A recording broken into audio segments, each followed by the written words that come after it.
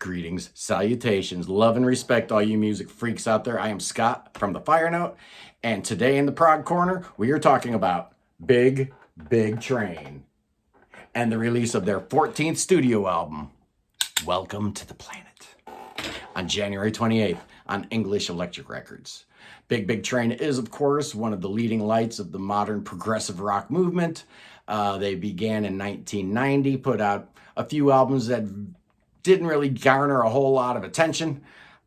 In 2009, they released their sixth album, The Underfall Yard. With it came a whole new blood with Dave Longden on vocals, Nick DiVirgilio on drums, and David Gregory, the great Dave Gregory from XTC on guitar. And the band just became a beast, the beast that it is now. And every record since has been enormously great.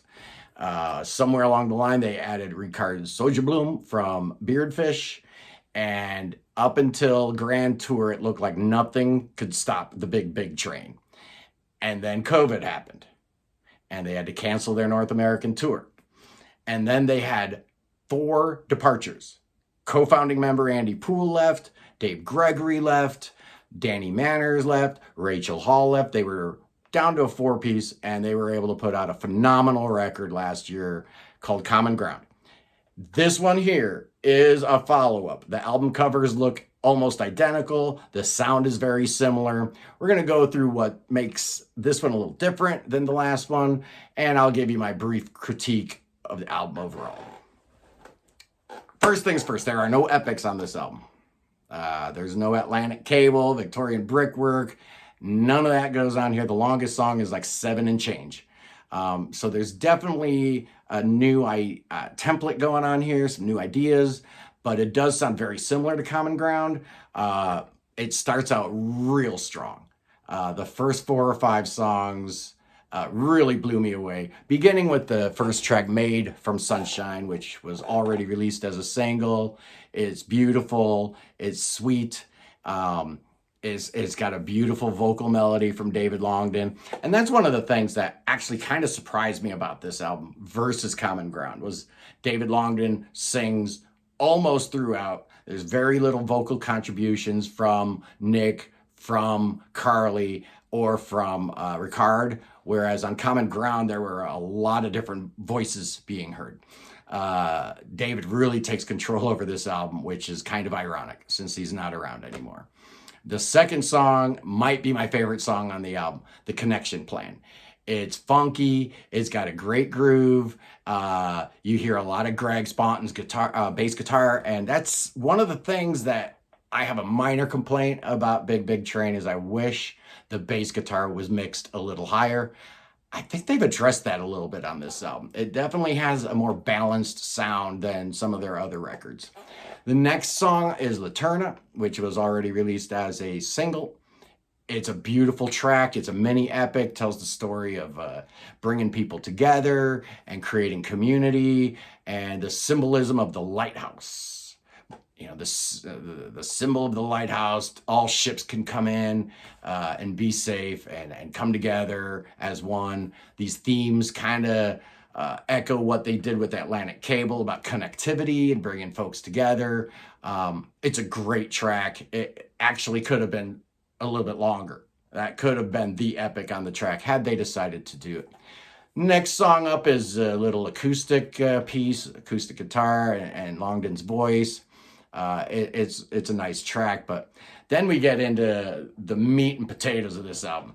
You get a instrumental, Room with No Ceiling, which is just wicked cool. It's got some amazing parts to it. Then you got the Proper Jack Froster song, which was also released. I mean, there's been 4 singles already, so we know a lot of this album already. But Proper Jack Froster is really, really nice. It's one of the few instances where you actually hear some other voices. I think that's Carly singing in the background. I'm not sure. It could be Claire. It's a beautiful track. I really like it a lot. And it's bookended by another instrumental, the previously released Bats in the Belfry, which is just Nick DiVirgilio just going crazy. It's a wonderful, wonderful track. I really enjoy it a lot. Then we get to where I have a slight problem with this new Big Big Train album, and that is the last two tracks. They're the longest songs, and the first one is Oak and Stone, which starts out very slow and mellow and really doesn't go anywhere. It sounds like a lounge kind of song with piano and Nick's playing with brushes. It's real chill, and I expected some fireworks, and I didn't get them.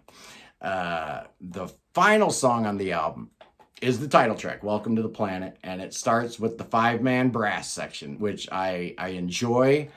I'm really glad that there's more horns on this album than on their last couple records. I think it really makes Big Big Train different than a whole lot of other bands that are out there. But then it kind of veers off into nothing land again. This is where Carly takes lead vocals, the only time in the record where there's a significant chunk not sung by David. The album closes with Carly singing very strange lines. I wrote them down. Try not to get abducted. Try not to be afraid. Aunt Collie's singing lullabies to all the children she never made. I don't even know what that means, but it's weird. It ends the album. Bizarre and somber note.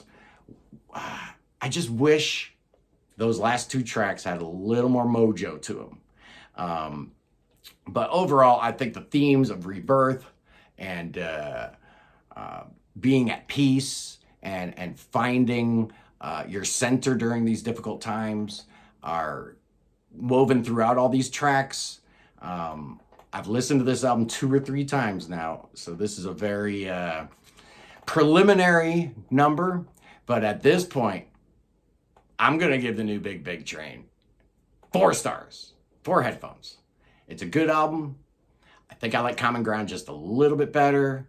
But being that this is the swan song for David Longdon, this is the last record he'll ever be on, there is definitely an emotional attachment that I'm going to have to this album, and maybe I like it a little bit better than I should as a result, but I'm enjoying it, and I think it's going to really help cement them as one of the great modern progressive rock bands of all time.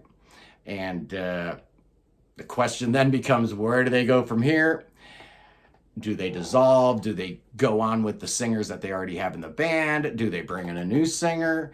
I'll be really curious to see what the future holds for Big Big Train.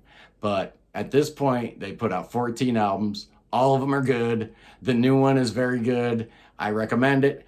And I am Scott from The Fire Note, and that is my quick shot review of the new Big Big Train album. I'll see you on the next side. Peace.